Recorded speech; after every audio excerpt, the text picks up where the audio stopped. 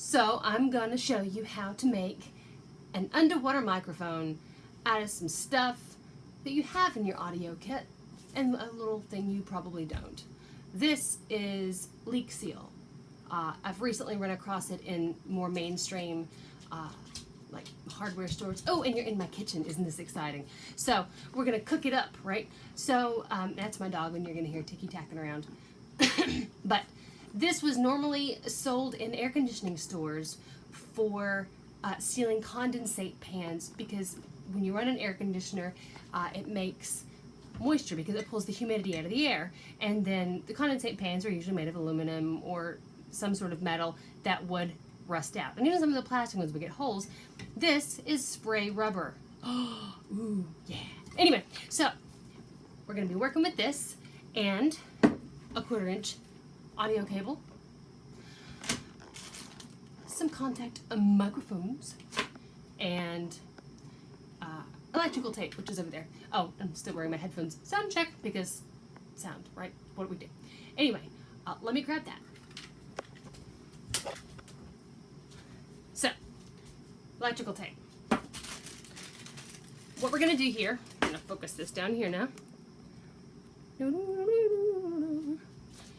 Okay, this morning, because it is morning, we get up early. It's 5 o'clock and I've been up for like an hour and a half. So, that's what we do. Get up early, get shit done. So, I've got a couple of contact microphones here. I'm only going to make one. I have one that the cover keeps falling off. But I'm going to leave this cover on, and I will tell you why. The reason why is because as the contact microphone itself, you'll get, some good pickup in the water, but lack a tiny bit of resonance. And I'm hoping for just a smidgen of resonance. So I'm gonna leave this little cover on the that's the other one I'm gonna use. I'll leave this little cover on because I want to give it just a little bit of room for the tiniest bit of resonance inside this little piece. Okay, this is the sticky side you stick on your guitars or whatever you want to pick up. But you see you've got your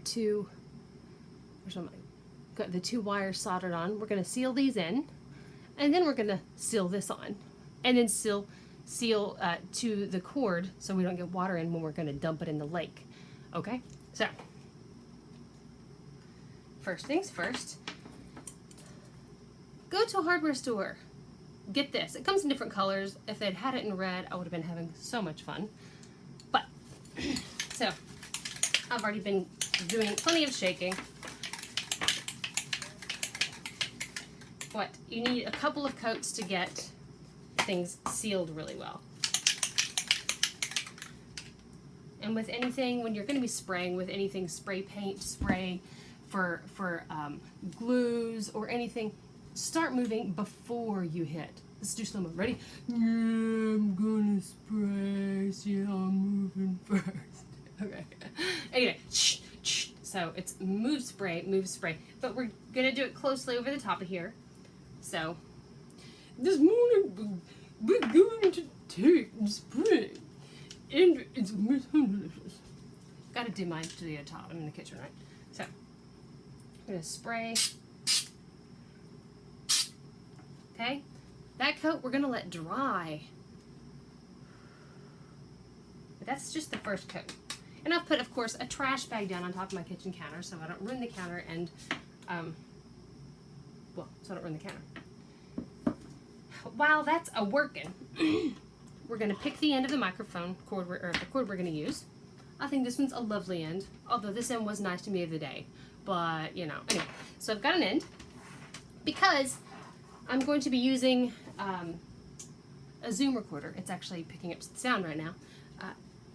It has several of the jacks. That's why I'm using this size cable. Make sure you get something that is appropriate for whatever you're going to use, right? Like, I've made a few different models of, okay, and also we want to make sure all of this, we want to make sure all of this is put together well before we start trying to seal everything. Okay. Because we're going to be filling holes. What we're going to do next is screw this in together really well, and let's join our ends. I now pronounce you cord and whatever, receiver, and These I do sound, but I don't like vocabulary, so I know how stuff works. I just name it in my head. Okay, now we want to use electrical tape because I don't want to keep from, you know, being able to use this cord in the future. You know, I want to be able to undo this. That way I can reclaim the cord if something happens to this and I'm not stuck with a rubberized permanent thing happening. So what I'm going to do, and this part's really important. You know, on roofing tiles, you start from the bottom and make your way up because as water runs down, it's going to run down onto something and it would want to go in these crevices. If you started a roofing tile with the top row and they kept making your way down, it would be an overlap like running down and like this, and as the rain started to run down, it would go in those cracks. So you want to make sure we're building something like this to where if there's water running even into this, it's going to go run away from the components we want to keep dry, right? So the most important things is to get our component areas dry. And normally I would pull electrical tape, but I want a clean edge and no stretch. I want it to be nice and clean because when you get that big stretch, it makes it not glue down as well and not adhere as well.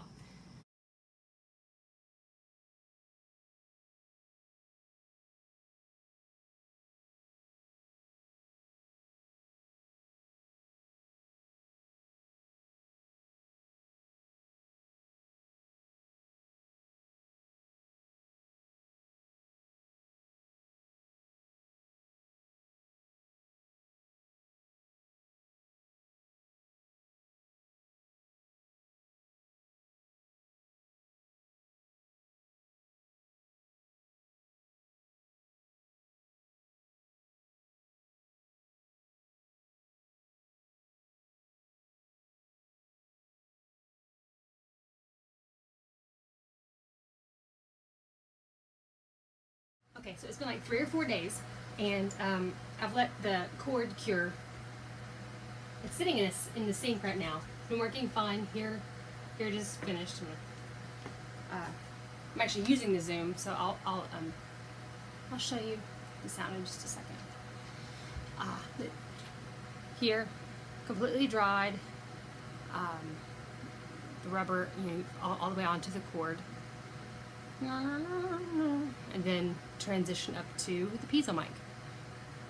Sealed, still doing well. And so now I'm doing, you know, some good submersion in water in the sink, and it's going really well still. And then I'm going to take it out into the lake to make recordings for underwater noise pollution and just really see kind of what's going on in Lake Champlain in Vermont.